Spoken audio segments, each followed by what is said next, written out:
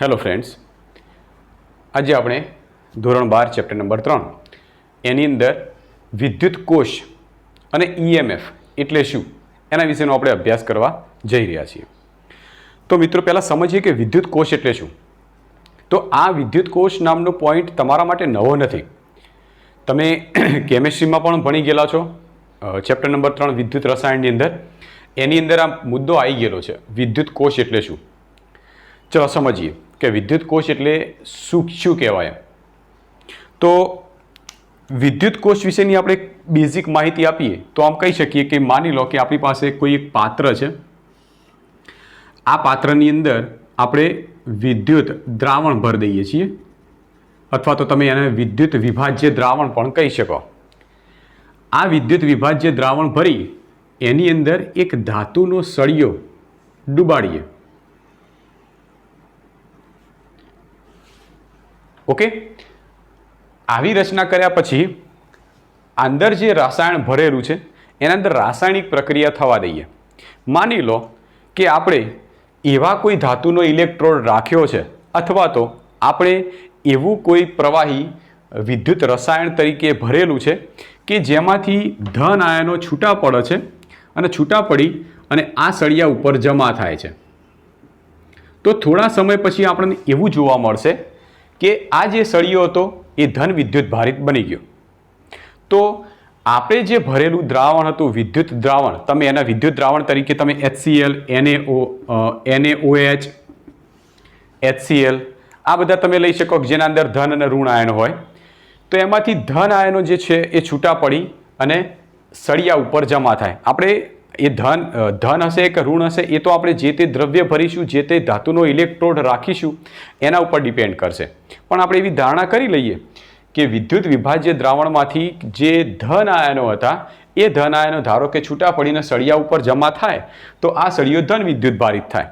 અથવા તો આપણે એવું ધારી લઈએ કે આપણે જે દ્રાવણ ભરેલું છે એ દ્રાવણ એવા પ્રકારનું છે, અથવા તો ઇલેક્ટ્રોડ જે મૂકેલો છે એવા ધાતુનો ઇલેક્ટ્રોડ છે કે જેના લીધે અંદર રહેલું જે દ્રાવણ છે એમાંથી ઋણ આયનો છૂટા પડે છે અને છૂટા પડી અને સળિયા ઉપર જમા થાય છે. તો સ્વાભાવિક છે કે સળિયો ઋણ વિદ્યુત ભારિત થાય છે. તો આ પ્રોસેસ, આ ઘટના આપણે કેમેસ્ટ્રી વિષયની અંદર ચેપ્ટર નંબર 3 વિદ્યુત રસાયણમાં આપણે ભણેલા છીએ. આ જ ઘટના આપણે સમજવાની છે ફિઝિક્સની અંદર. એ ઘટના સમજવા માટે અહીંયા મેં વિદ્યુત કોષની એક આકૃતિ દોરેલી છે. આ આકૃતિની અંદર એક પાત્ર છે. પાત્રની અંદર મેં વિદ્યુત દ્રાવણ ભરી દીધેલું છે. આ જે વિદ્યુત દ્રાવણ છે એની અંદર બે ધાતુના સળિયા છે જેને આપણે ઇલેક્ટ્રોડ તરીકે ઓળખીશું. આ જે ધાતુના સળિયા છે એના આપણે ઇલેક્ટ્રોડ તરીકે ઓળખીશું. આ બંને ધાતુના સળિયાને પાત્રમાં ભરેલા રસાયણ જે ભરેલું છે એના અંદર અંશતઃ ડુબાડીએ અને અંશતઃ ડુબાડી અને પાત્રની અંદર ભરેલા રસાયણમાં રાસાયણિક પ્રક્રિયા થવા દઈએ. તો ખબર છે કે તમે જેવી રાસાયણિક પ્રક્રિયા થવા દેશો તો રાસાયણિક પ્રક્રિયાને પરિણામે જે રસાયણ ભરેલું હશે એ રસાયણમાંથી ધન આયનો અને ઋણ આયનો અલગ થશે. હવે તમે કેમેસ્ટ્રીમાં તો એટલું ભણેલા છો કે રાસાયણિક પ્રક્રિયા દરમિયાન જ્યારે કોઈ રસાયણની અંદર વિદ્યુત વિભાજનની પ્રક્રિયા થતી હોય છે તો એમાંથી ધન અને ઋણ આયનો જે છૂટા પડતા હોય છે એમાંથી ધન આયનો એક ઇલેક્ટ્રોડ ઉપર જતા રહે છે અને ઋણ આયનો બીજા ઇલેક્ટ્રોડ ઉપર જતા રહે છે. ચલો હવે હું તમને પ્રશ્ન પૂછું, કઈ અસર હેઠળ અથવા તો એવી કઈ ઘટના બને છે જેના લીધે ધન આયનો બધા એક જ સળિયા ઉપર જાય છે અને ઋણ આયનો બધા એક જ સળિયા ઉપર જાય? એવું તે શું થાય છે? એવી તો ધન આયનોને શું ખબર પડે છે કે જેથી મારે એક જ ભાગના સળિયા ઉપર જમા થવું છે? ઋણ આયનોને એવી ખબર પડે છે કે મારે ભાઈ બીજા જ સળિયા ઉપર જવાનું છે?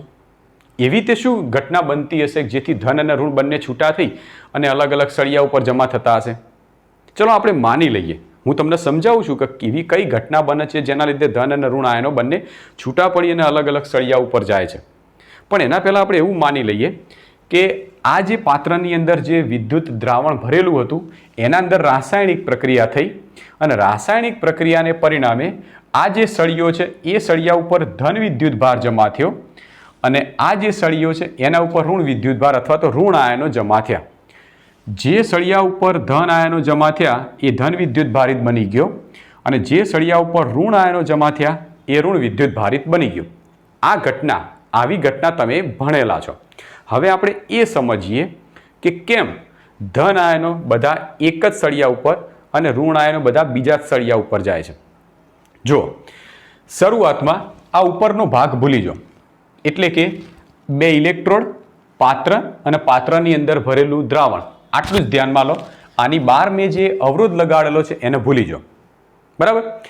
તો શરૂઆતમાં જેવી રાસાયણિક પ્રક્રિયા થશે તો રાસાયણિક પ્રક્રિયાને પરિણામે જે રસાયણ ભરેલું હશે એ રસાયણમાં રહેલા જે આયનો છે, ધન આયન કે ઋણ આયન, આ બંને આયનો ઉપર એક પ્રકારનું બળ લાગતું હશે. આ બળની અસર હેઠળ ધન આયનો ચોક્કસ દિશામાં એટલે કે ચોક્કસ પ્રકારના ભાગ બાજુમાં જ જતા હશે અને ઋણ આયનો પણ ચોક્કસ પ્રકારના ભાગ બાજુમાં જ જતા હશે. તો આ બળ કયું હશે? શું તે વિદ્યુત બળ હશે? વિદ્યુત બળની અસર હેઠળ ધન અને ઋણ આયનો જતા હશે. વિદ્યુત બળ ક્યારે ઉદ્ભવે? Fe, જેને વિદ્યુત બળ કહીએ છીએ. જો વિદ્યુત ભાર વિદ્યુત ક્ષેત્રમાં મૂકેલો હોય તો જ. પણ અહીંયા તો રસાયણ ભરેલું છે, અહીંયા કોઈ વિદ્યુત ક્ષેત્ર તો છે જ નહીં. અને વિદ્યુત ક્ષેત્ર ના હોય તો એમ ના કહી શકાય કે અંદર રહેલા ધન આયનો કે જેના ઉપર વિદ્યુત બળ લાગતું હશે અને એના લીધે એ ગતિ કરીને એક બાજુ જતા હશે. તો વિદ્યુત બળ તો આના અંદર કામ નહીં લાગતું હોય તો બીજું કયું બળ હશે?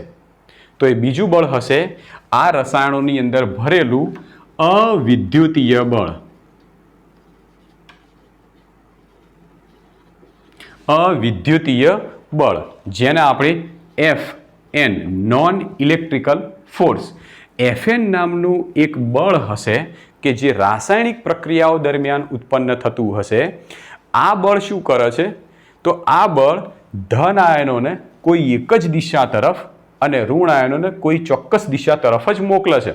આપણે એવું માની લઈએ કે રસાયણની અંદર ભરેલા જે ધન આયનો હતા એ ધન આયનો ઉપર અવિદ્યુતીય બળ ધારો કે આ દિશા તરફ લાગે છે, આવી દિશા તરફ ધન આયન ઉપર, અને જે ઋણ આયનો હશે રસાયણમાં ભરેલા એમના ઉપર આ અવિદ્યુતીય બળ આ બાજુના ઇલેક્ટ્રોડ ઉપર એટલે આવી દિશા તરફ લાગે છે. તો શું થયું? તો ધન આયનો ઉપર લાગતું નોન ઇલેક્ટ્રિકલ ફોર્સ એટલે અવિદ્યુતીય બળ, જેના કારણે ધન આયનો દ્રાવણમાંથી ખેંચાઈ અને આ તરફ આવશે, આ દિશા તરફ જશે, અને ઋણ આયનો છે એના ઉપર અવિદ્યુતીય બળની અસર હેઠળ ઋણ આયનો બધા બીજી દિશા તરફ ખેંચાશે, જેના લીધે આ બાજુનો સળિયો એ ક્રમશઃ રીતે ધન વિદ્યુત ભારિત થવા મળશે અને બીજી બાજુનો સળિયો ક્રમશઃ રીતે ઋણ વિદ્યુત ભારિત થવા મળશે.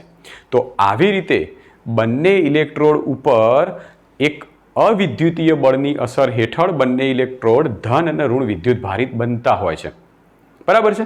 તો હવે આ જે પ્રોસેસમાં આપણી એટલી ખબર તો પડી ગઈ કે આ બંને ધન અને ઋણ બંને આયનો ઉપર અવિદ્યુતીય બળ લાગે છે, જેના લીધે ધન આયનો એક બાજુ અને ઋણ આયનો બીજી બાજુ જાય છે.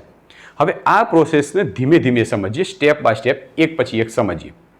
શરૂઆતમાં આપણે એવું માની લઈએ કે જે રસાયણ છે એ રસાયણમાં આપણે રાસાયણિક પ્રક્રિયા શરૂ કરી અને ઇલેક્ટ્રોડ ઉપર અત્યારે કોઈ જ પ્રકારનો વિદ્યુત ભાર નથી, સાથે સાથે ઇલેક્ટ્રોડની સાથે બાહ્ય કોઈ સર્કિટ જોઈન્ટ કરી નથી.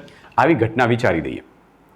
હવે શરૂઆતમાં જેવી રાસાયણિક પ્રક્રિયા આપણે શરૂ કરીશું કે તરત જ અંદર રહેલો, ધારો કે એક આપણે ધન આયનની વાત કરીએ તો અંદર રહેલા એક ધન આયન ઉપર અવિદ્યુતીય બળ લાગ્યું અને એ ધન આયન શું કરશે? ઋણથી ધન તરફની દિશા તરફ ખેંચાશે. એટલે આવી રીતે માની લો કે એક ધન આયન આ જગ્યાએ છે.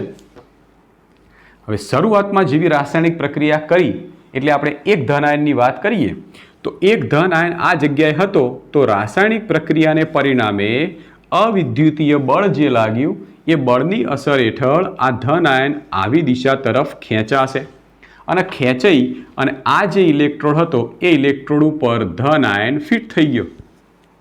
એવા જ વખતે એ જ વખતે ધારો કે કોઈ ઋણ આયન આ જગ્યાએ હતો અને એ ઋણ આયન ઉપર અવિદ્યુતીય બળ લાગ્યું, જેના લીધે ઋણ આયન ખસ્યો આ દિશા તરફ અને આ દિશા તરફ ખસી આ ઇલેક્ટ્રોડ ઉપર એક ઋણ આયન મળી ગયો.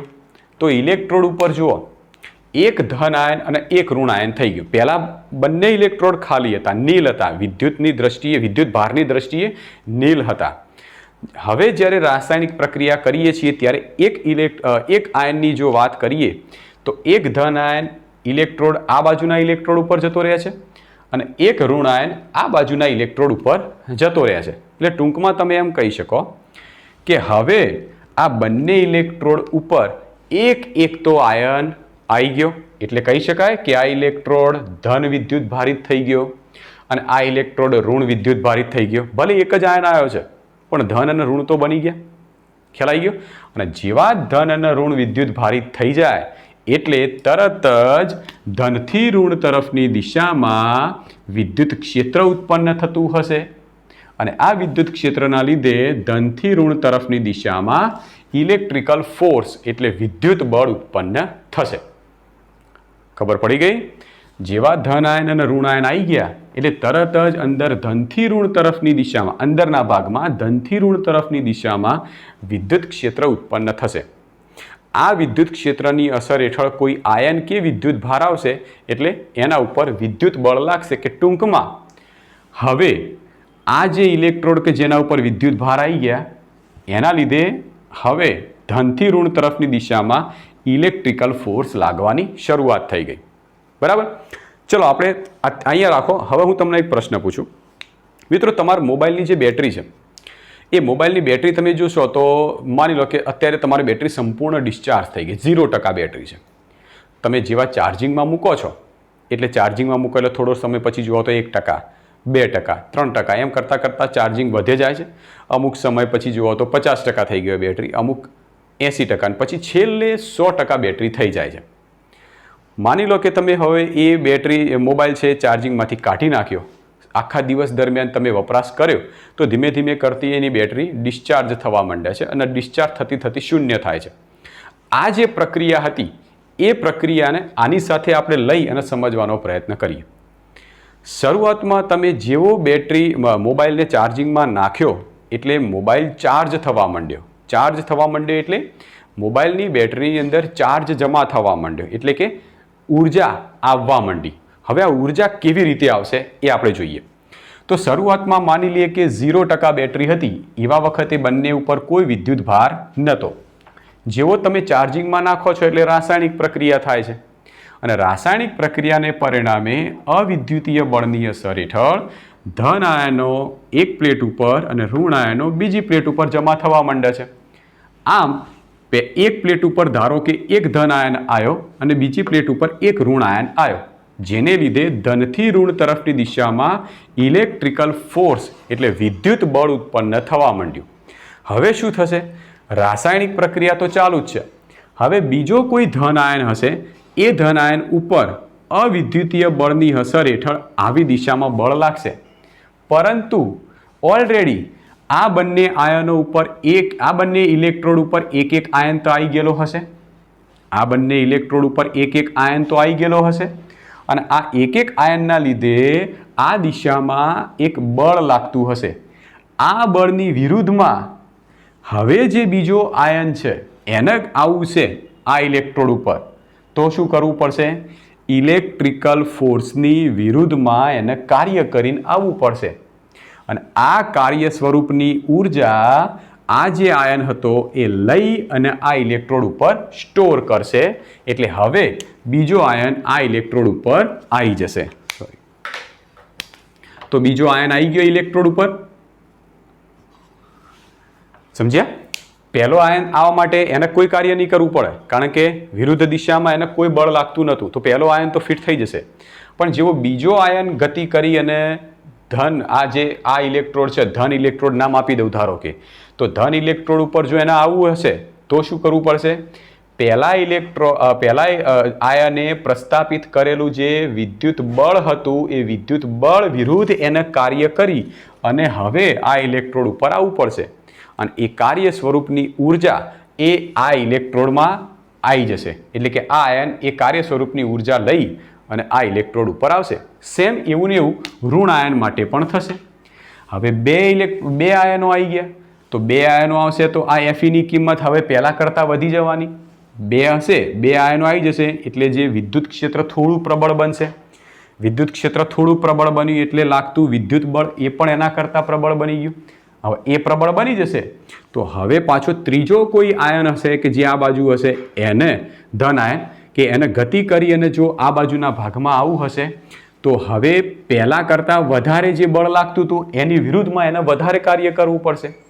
આમ ક્રમશઃ એક પછી એક આયનો એક બાજુથી જ્યારે બીજી બાજુના ભાગ ઉપર, બીજી બાજુના ઇલેક્ટ્રોડવાળા ભાગ ઉપર જ્યારે જમા થતા જશે એમ એમ એ કંઈકના કંઈક કાર્ય કરી અને ઇલેક્ટ્રોડ ઉપર જમા થતા જશે. તો અમુક સમય એવો આવશે કે આ ઇલેક્ટ્રોડ ઉપર વિદ્યુત ભાર, ધન વિદ્યુત ભાર વધતો ગયો અને આ ઇલેક્ટ્રોડ ઉપર ઋણ વિદ્યુત ભાર વધતો ગયો.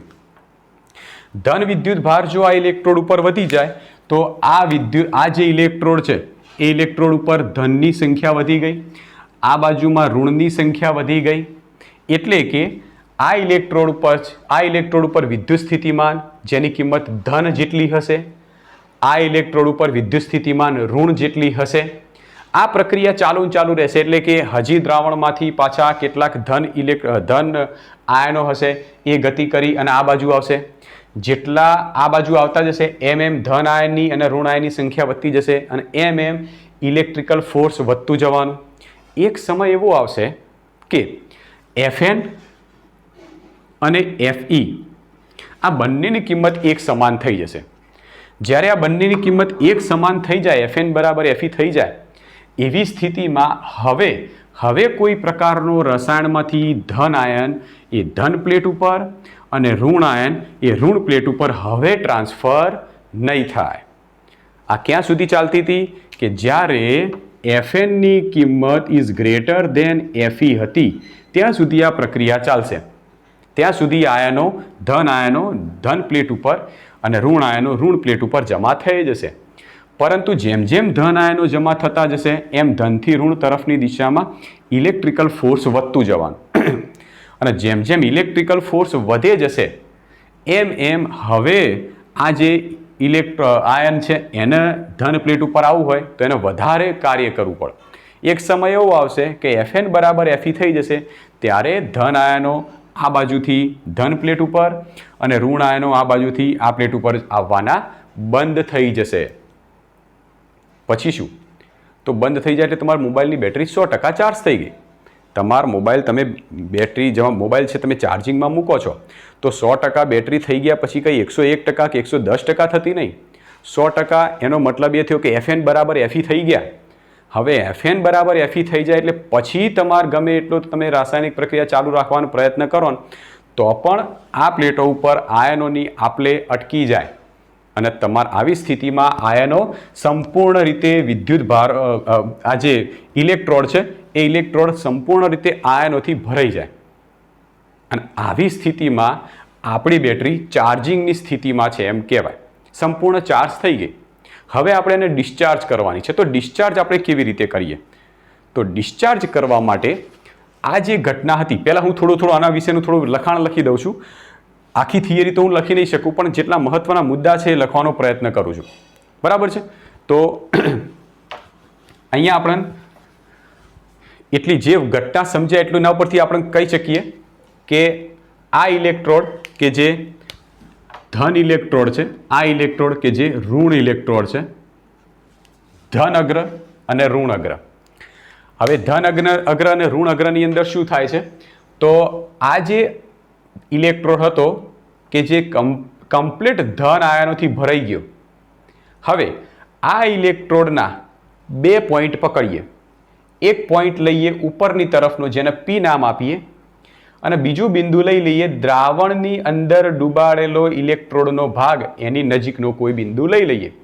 હવે આવી સ્થિતિમાં તમે જ્યારે આ બંને બિંદુ વચ્ચે વિદ્યુત સ્થિતિમાનનો તફાવત માપશો તો કેટલો મળશે? તો હંમેશા ધન જ મળશે ને, કારણ કે આખો સળિયો ધન વિદ્યુત ભારિત છે. આખો સળિયો ધન વિદ્યુત ભારિત હોય તો એના બે છેડા વચ્ચે તમે ગમે તે કોઈ બે છેડા વચ્ચે વિદ્યુત સ્થિતિમાનનો તફાવત માપો તો ધન જ મળવાનો છે. એવી જ રીતે આ જે ઇલેક્ટ્રોડ છે એ ઋણ વિદ્યુત ભારિત છે.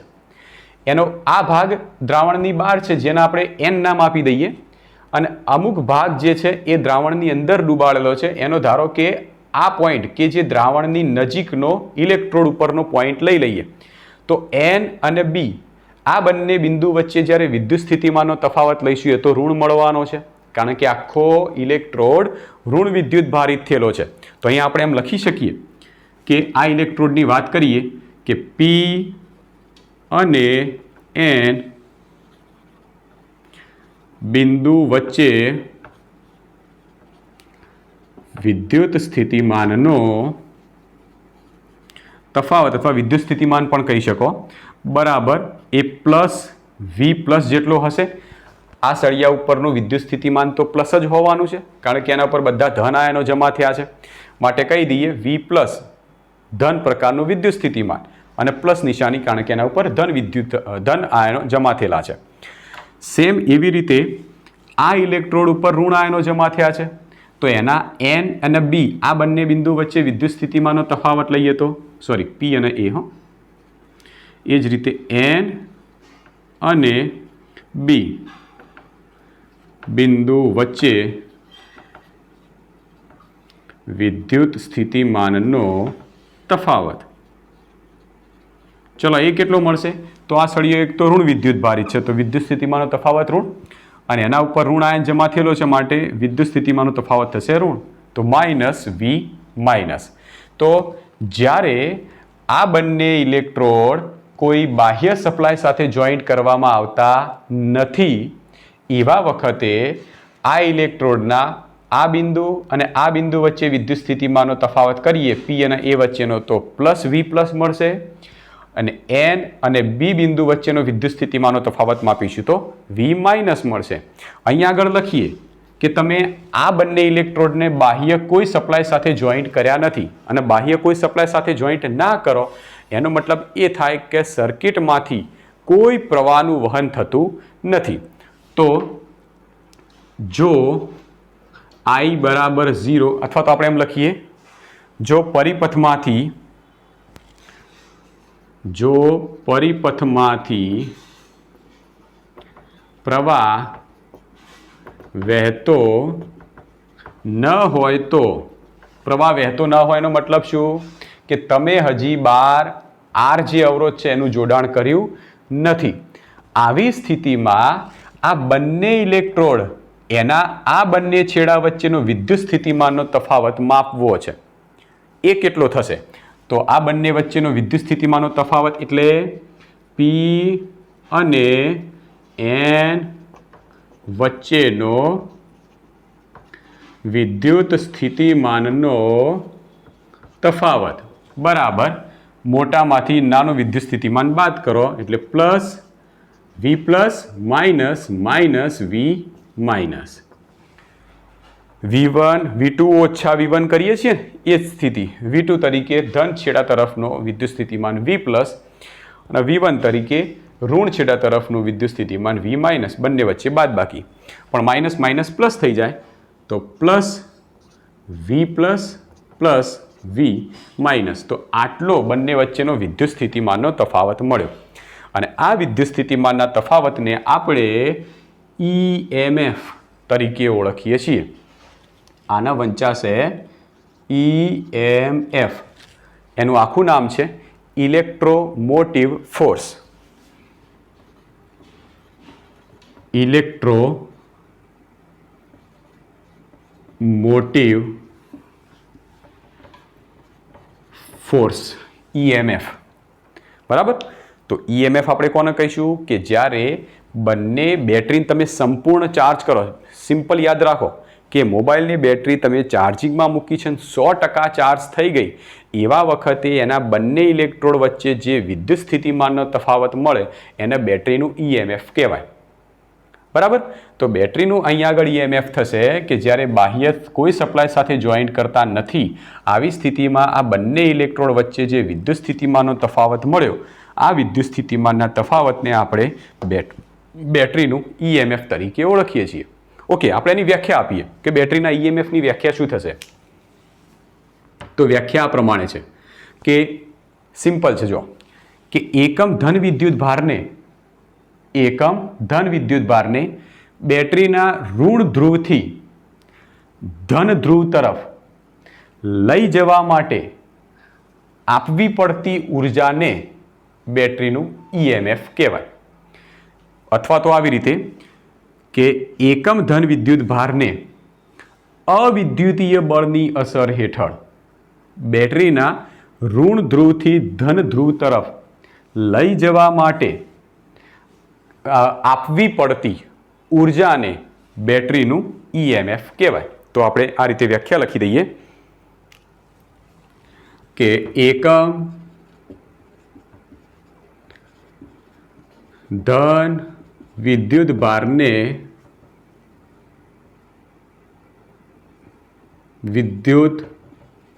અવિદ્યુતીય બળની અસર હેઠળ એકમ ધન વિદ્યુત ભારને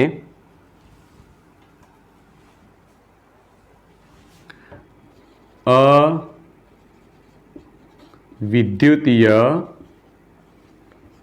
બળની અસર હેઠળ બેટરીના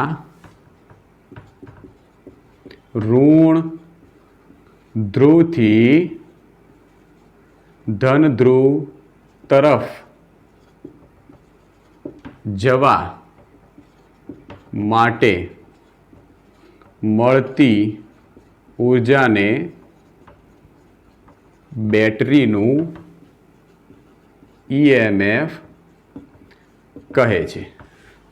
બરાબર.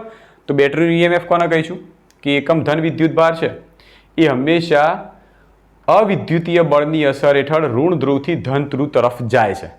તો જેવું ઋણ ધ્રુવથી ધન ધ્રુવ તરફ જશે તો વિદ્યુતીય બળ જે લાગતું હશે એની વિરુદ્ધ કાર્ય કરશે, કાર્ય કરશે એટલે એના અંદર ઉર્જાનો સંગ્રહ થશે.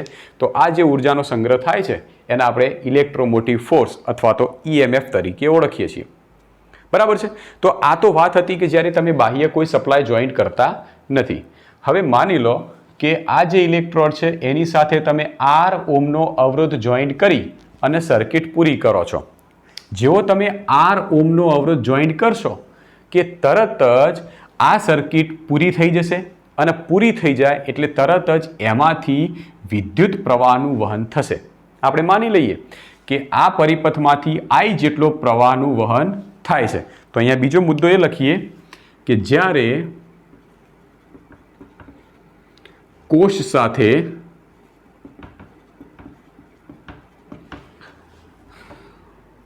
અવરોધનું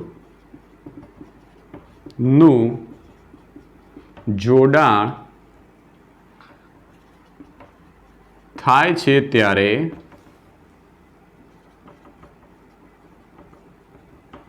પરિપથમાંથી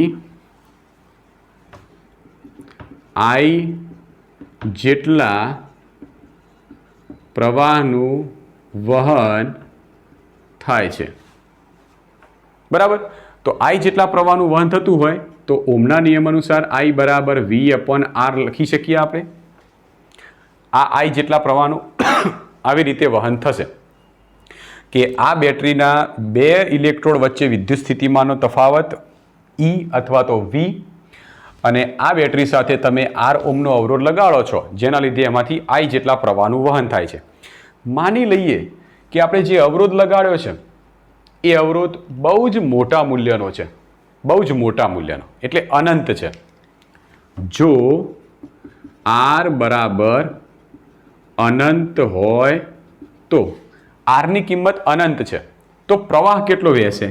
તો therefore I બરાબર V upon Anant, therefore I બરાબર 0.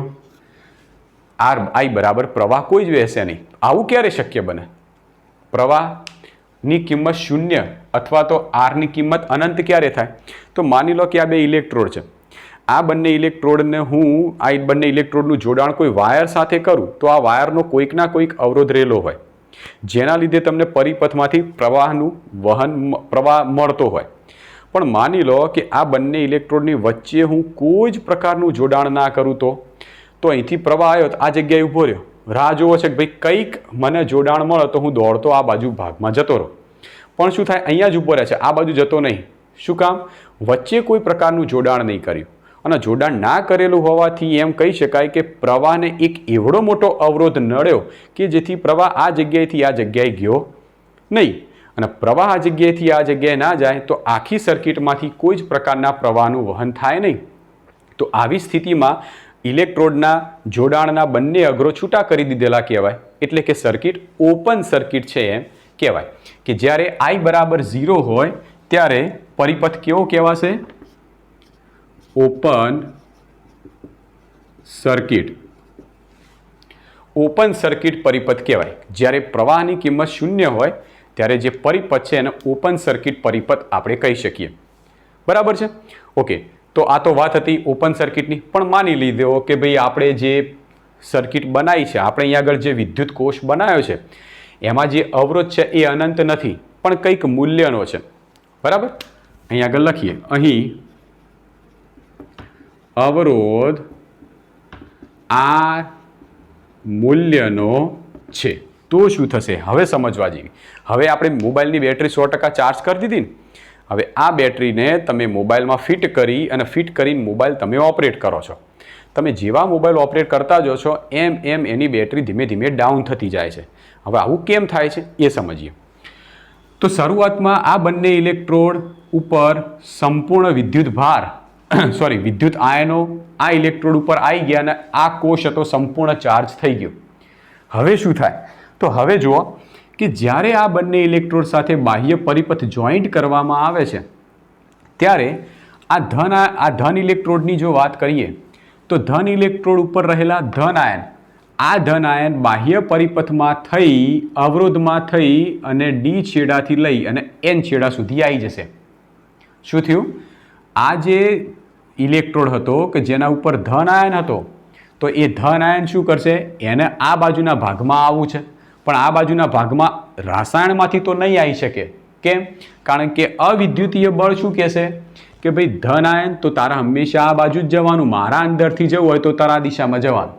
તું અંદરથી આ દિશા તરફ ના જઈ શકે, કારણ કે હું અહીંયા આગળ ઊભો છું ત્યાં સુધી તું આ બાજુ જઈ શકે નહીં. તો એ ધન આયન કેવી રીતે જશે? તો એ ધન આયન બાહ્ય પરિપથમાં થઈ અવરોધમાં થઈ અને ઋણ છેડા તરફ આવવાનો પ્રયત્ન કરશે. આવી સ્થિતિમાં એ ધન આયન ઉપર જે ઉર્જા રહેલી હશે, એ ધન આયનની પાસે જે ઉર્જા રહેલી હશે એ ઉર્જાનો અહીં આગળ ઉર્જાનો ખર્ચ કરી અને સીધો જ ઋણ છેડા તરફ આવશે. સિમ્પલ વસ્તુ છે. તમારે નદી છે, નદીના એક છેડાથી બીજા છેડા સુધી જવું છે. ઓકે, તમને માની લો કે તરતા નહીં આવડતું, પણ એક હોડી ઊભી છે. હોડીની મદદથી તમે જઈ શકો, તમારી પાસે ઓપ્શન છે. તો હોડીવાળો તમને લઈ જશે, પણ શું મફતમાં લઈ જશે? તમારે જો બીજા છેડા સુધી જવું હોય તો તમે કંઈક પૈસા, કંઈક મૂલ્ય કંઈક ચૂકવશો તો હોડીવાળો તમને બીજા છેડા સુધી લઈ જશે. આવી જ રીતે આ જે ધન આયન છે ને જો ઋણ છેડા સુધી જવું હોય તો એને કંઈક ચૂકવણી કરવી પડશે. તો શું ચૂકવશે? તો અહીંયા આગળ જોયું હતું ને કે વિદ્યુતીય બળની વિરુદ્ધમાં કાર્ય કરી અને કંઈક ઉર્જા લઈ અને આ બાજુના ભાગમાં ધન આયનો જમા થાય છે. તો એરૈય ઉર્જા આ ધન આયન બાહ્ય પરિપથમાં થઈ અને ફરવાનો જ્યારે પ્રયત્ન કરશે ત્યારે ઉર્જા ખર્ચી દેશે. અને જેવો આ ઋણ છેડા સુધી આવશે ત્યારે એની પાસે ઉર્જાની કિંમત 0 જેટલી હશે. ટૂંકમાં હું એમ કહું કે ભાઈ શરૂઆતમાં એક ધન આયનની વાત કરીએ તો એની પાસે 2 જૂલ જેટલી ઉર્જા હતી. આ ધન આયન જેવો બાહ્ય પરિપથમાંથી અવરોધમાંથી પસાર થશે તો આ અવરોધમાં એ 2 જૂલ ઉર્જા ખતમ કરી દેશે. અને ખતમ કરી અને જ્યારે એન બાજુના ભાગમાં આવશે ત્યારે એન બાજુના ભાગમાં શું કરશે? એની પાસે ઉર્જા કેટલી હશે? 0 જૂલ. હવે પ્રશ્ન એ થાય કે જો આ અવરોધમાં જ 2 જૂલ ખાલી કરી દે તો અહીંથી અહીંયા સુધી કેવી રીતે આવે છે? ઉર્જા વગર તો આવે જ નહીં. પણ આ જે ધન પ્લેટ, આ ઋણ પ્લેટ છે ને, એ ઋણ પ્લેટના આકર્ષણના લીધે ધન આયન ખેંચાઈ અને ઋણ પ્લેટ ઉપર આવી જશે. બરાબર? એટલે ટૂંકમાં આપણે એટલું સમજી લો કે ધન આયન ધન પ્લેટ ઉપર હોય ત્યારે એની પાસે ઉર્જા 2 જૂલ હતી. ઋણ પ્લેટ ઉપર આવે છે ત્યાં સુધી ઉર્જા 0 થઈ જાય. પછી શું થશે? આ જે ધન આયન ઋણ પ્લેટ ઉપર આવ્યો હતો ને એ પ્લેટમાં થઈ અને આ બાજુના દ્રાવણવાળા ભાગમાં આવી જશે. અને જેવા દ્રાવણવાળા ભાગમાં આવ્યો એટલે અવિદ્યુતીય બળ જોઈ ગયું કે ભાઈ તું અહીં આગળ શું કરે છે? તારે તો આ પ્લેટ ઉપર રહેવાનું હતું. તો અવિદ્યુતીય બળની અસર હેઠળ એ ધન આયન પાછો ખેંચાવાનો પ્રયત્ન કરશે ધન પ્લેટ ઉપર. અને જેવો ધન પ્લેટ ઉપર ખેંચાવાનો પ્રયત્ન કરશે એટલે આયન જતો હશે, પણ આ રસાયણની અંદર રહેલા બીજા ધન આયનો, બીજા ઋણ આયનો કે જે ચોક્કસ સ્થાન ઉપર ગોઠવાયેલા હશે અથવા તો રસાયણમાં ગોઠવાયેલા હશે એની સાથે વારે ફરતી અથડામણ અનુભવશે. એટલે જેવો ખેંચાવાનો પ્રયત્ન કરતો તો પણ અથડામણ વારે ઘડીએ થઈ ગઈ અને એ અથડામણના લીધે એ ઉર્જા મેળવતો તો જશે જ, ઉર્જા તો મેળવી જ જવાનો છે, પણ સાથે સાથે અથડામણમાં થોડી ઘણી ઉર્જાનો વ્યય કરી નાખશે. એટલે હવે જ્યારે આ ધન આયન કે જે પહેલાં 2 જૂલ જેટલી ઉર્જા લઈને આ જગ્યા ઉપર બેઠો હતો એ જ્યારે આ જગ્યાએથી પાછો ધન આ પ્લેટ ઉપર આવશે ત્યારે એની પાસે હવે ઉર્જા થઈ ગઈ હશે 1.9 જૂલ. તો 0.1 જૂલ ઉર્જા ક્યાં ગઈ? તો 0.1 જૂલ ઉર્જા રસાયણમાં ભરેલા ધન અને ઋણ આયનો વિરુદ્ધ અથડામણમાં એ ઉર્જા ખર્ચી દે છે. અને અથડામણમાં જો ઉર્જા ખર્ચાઈ જાય, યાદ રાખવાનું, જે જગ્યાએ ઉર્જા ખર્ચાય એ જગ્યાએ અવરોધ હોય. તો વચ્ચેના ભાગમાં જો અથડામણમાં ઉર્જા ખર્ચી નાખે તો એનો મતલબ એ થયો કે દ્રાવણના વચ્ચેના ભાગમાં કંઈક અવરોધ હશે. આ અવરોધ દ્રાવણનો પોતાનો અવરોધ હોવાથી એ અવરોધને આપણે આર એટલે કે આંતરિક અવરોધ તરીકે ઓળખીશું. અને આંતરિક અવરોધ વિરુદ્ધ એ પોતાની ઉર્જા ખર્ચી દેશે. અને કેટલી ઉર્જા ખર્ચશે? એ ઉર્જાનું મૂલ્ય હશે IR જેટલું.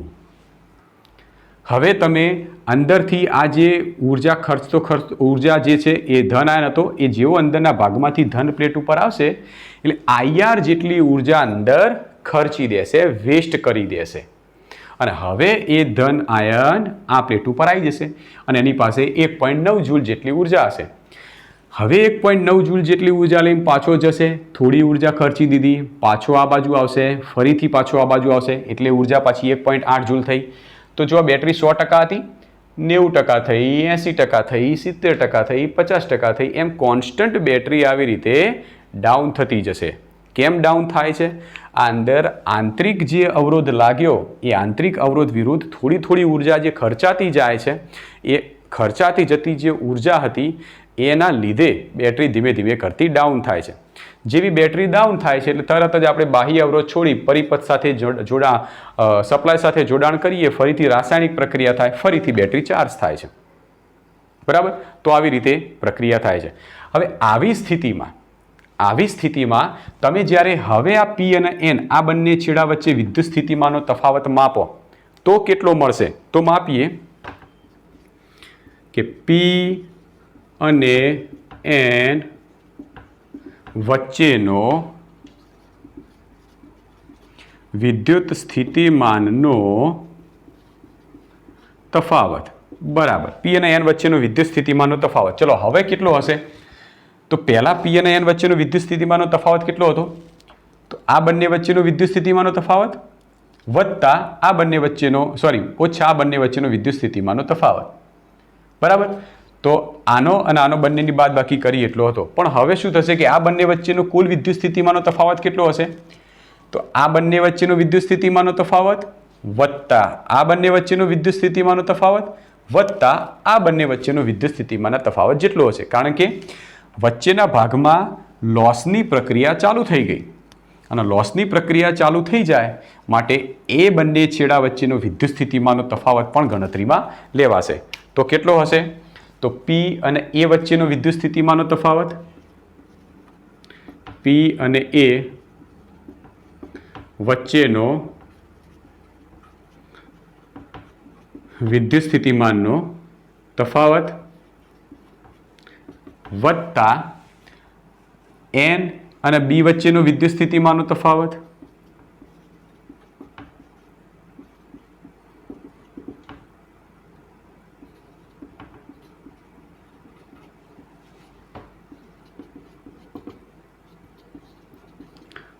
વત્તા આ બંને છેડા વચ્ચેનો એટલે A અને B વચ્ચેનો વિદ્યુત સ્થિતિમાનનો તફાવત.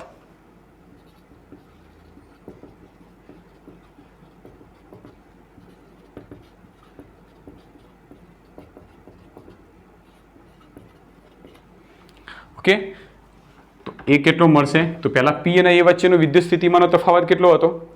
તો પ્લસ V પ્લસ જેટલો વત્તા N અને B વચ્ચેનો બિંદુ વચ્ચે વિદ્યુત સ્થિતિમાનનો તફાવત, એ તો પ્લેટ ઉપર આખો ઋણ વિદ્યુત ભાર છે, તો એ તો એટલું ને એટલું જ રહેવાનું, માઇનસ વી માઇનસ જેટલો, ઓકે, પ્લસ એ અને બી વચ્ચેનો વિદ્યુત સ્થિતિમાનનો તફાવત, તો એ અને બી વચ્ચેનો વિદ્યુત સ્થિતિમાનનો તફાવત કેટલો થશે?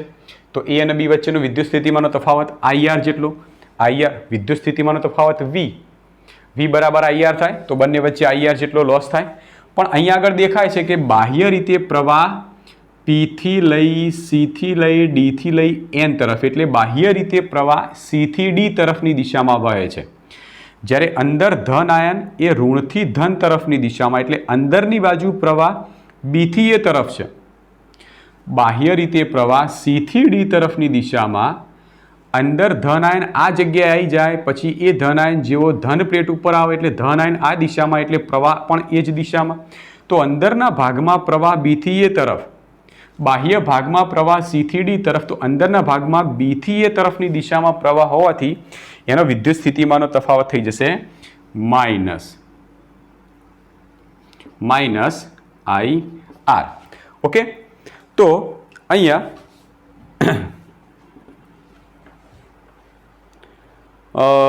આગળ આપણે આ રીતે લખી શકીએ. થોડો એક સેકન્ડ હો, એ અંદર મારી કંઈક ભૂલ થઈ. Okay, sorry.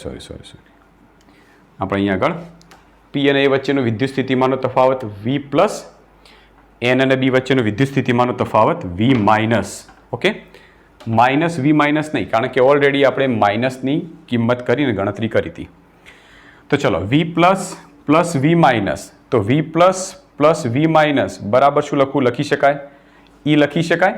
તો આના બરાબર આપણે ઈ લખી દઈએ, તો ઈ માઇનસ આઈ આર. અને આ પી અને એન વચ્ચેનો જે વિદ્યુત સ્થિતિમાનનો તફાવત મળશે એ વિદ્યુત સ્થિતિમાનનો તફાવત વી જેટલો હશે. અને આ વીને આપણે બેટરીનો ટર્મિનલ વોલ્ટેજ કહીએ છીએ. જ્યારે કહીશું કે બેટરીનો ટર્મિનલ વોલ્ટેજ કેટલો, તો બેટરીનો ટર્મિનલ વોલ્ટેજ થાય ઈમાંથી આઈઆર બાદ કરો એટલો. તો વી બરાબર ઈ માઇનસ આઈઆર એ બેટરીના ટર્મિનલ વોલ્ટેજનું આપણને એક સૂત્ર મળ્યું છે. હવે આના ઉપરથી ટર્મિનલ વોલ્ટેજ જે વી બરાબર ઈ માઇનસ આઈઆર મળ્યો, ત્યાં વીની કિંમત આપણે મૂકીએ આઈ કેપિટલ આર જેટલી. બેટરીના બે છેડા વચ્ચેનો ટર્મિનલ વોલ્ટેજ કેટલો હશે? તો આ બેટરીમાંથી પસાર થતો પ્રવાહ આઈ અને આ બેટરીને સાથે જોડાણમાં લીધેલો અવરોધ આર, આ બંનેના ગુણાકાર જેટલો. તો ટર્મિનલ વોલ્ટેજ વી બરાબર આઈઆર લઈ લઈએ, તો આઈઆર બરાબર ઈ માઇનસ સ્મોલ આઈઆર. આમાંથી ઈ એમના એમ રાખીએ, આઈઆરના બાજુ અથવા તો આ આઈઆરને પેલી બાદ લઈ લઈએ, તો ઈને કરતા બનાવીએ તો આમ થાય IR plus I small R.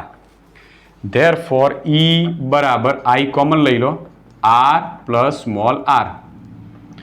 તો આઈને કરતા બનાવી દો, તો આઈ બરાબર E upon R plus small R. તો આટલો પ્રવાહ હવે બાહ્ય અવરોધ લગાડવાથી આટલો પ્રવાહનું વહન થશે. બરાબર? તો બાહ્ય અવરોધ લગાડવાથી આઈ બરાબર E upon R plus R જેટલા પ્રવાહનું અંદરથી વહન થશે. માની લો કે પરિપથમાં આ જે પરિપથ જોઈન્ટ કર્યો એ પરિપથમાંથી મારે મેક્સિમમ પ્રવાહનું વહન કરાવવું છે, મહત્તમ પ્રવાહ વહેવડાવો છે. તો પ્રવાહ મહત્તમ ક્યારે બની શકે? ક્યાં તો તમે બેટરીનું ઈએમએફ મહત્તમ કરો તો, પણ બેટરીનું ઈએમએફ બેટરી 100% ચાર્જ થતી હોય તો 100% જ થાય, 110% તો ચાર્જ થાય નહીં. તો છેદમાં સ્મોલ આર શું છે? સ્મોલ આર એટલે બેટરીનો આંતરિક અવરોધ. હવે તમે જે તે રસાયણ ભરો એ રસાયણ ઉપર બેટરીનો આંતરિક અવરોધ હોય છે. જેમ કે તમે સૂકો કોષ લઈ લો, તો સૂકા કોષનો આંતરિક અવરોધ એ વિદ્યુત જે કોષ હોય છે એ એના આંતરિક અવરોધ કરતાં વધારે હોય. તો આંતરિક અવરોધ એ કોષ ઉપર ડિપેન્ડ કરે છે. કોષ બદલો તો આંતરિક અવરોધ બદલાય. પણ મારા આ જ કોષની અંદર પ્રવાહની કિંમત વધારવી છે, તો બાહ્ય અવરોધ આર છે એ શૂન્ય બનાવો અથવા તો બહુ જ સૂક્ષ્મ બનાવી દો. જો આ સમીકરણમાં હું કેપિટલ આર બરાબર 0 લઈ લઉં તો શું થાય? તો કેપિટલ આર બરાબર 0 લઈ લો તો એવા વખતે પ્રવાહ કેવો થઈ જશે? મેક્સિમમ. તો આઈ મેક્સિમમ બરાબર E/R. તો આઈ મેક્સિમમનું આપણે આવું એક સૂત્ર મળી ગયું છે. આઈ મેક્સિમમ બરાબર E/R. આ કેવી રીતે મળ્યું? કે જો પરિપથમાં મારે મહત્તમ પ્રવાહનું વહન કરાવવું હોય તો ઈમાં તો તમે કોઈ ફેરફાર કરી જ ના શકો. આર એ આ રસાયણનો જે છે એ રસાયણનો આંતરિક અવરોધ છે, તો એ તો જે તે રસાયણ હોય એના ઉપર ડિપેન્ડ કરે છે. પણ મારે આ જ કોષની અંદર જે રસાયણ ભર્યું છે એની અંદર જ મારે પરિપથમાંથી મેક્સિમમ પ્રવાહ વહેવડાવો છે. તો એના માટે તમારે શું કરવું પડશે કે આ બાહ્ય અવરોધ હતો એ બાહ્ય અવરોધની કિંમત બને એટલી નાની કરો, લગભગ 0 કરી નાખો. તો લગભગ 0 કરી દેશો તો એવી સ્થિતિમાં જે પ્રવાહનું વહન થશે એ કેટલું હશે? મેક્સિમમ પ્રવાહ હશે. ક્લિયર? તો આવી રીતે આખી થિયરી આપણે તૈયાર કરવાની છે. તો આ થિયરીમાં મેં જે ઉપર છેલ્લા જે સૂત્રો ટાઈપના જે ભાગ હતા એ જ મેં દર્શાવવાનો પ્રયત્ન કર્યો છે. તમારે જે થિયરી લખવાની છે એ અપ ટુ ડેટ તમારા ટેક્સ્ટ બુકમાં આપેલી છે, એવી રીતે અપ ટુ ડેટ 1 by 1 લખવાની છે. બરાબર છે? આટલી તમે તૈયાર કરો. આના વિશેના 2-3 મુદ્દાઓ છે, તમને આટલું સમજી લેશો પછી હું તમને એ 2-3 મુદ્દા નેક્સ્ટ લેક્ચરમાં સમજાવીશ.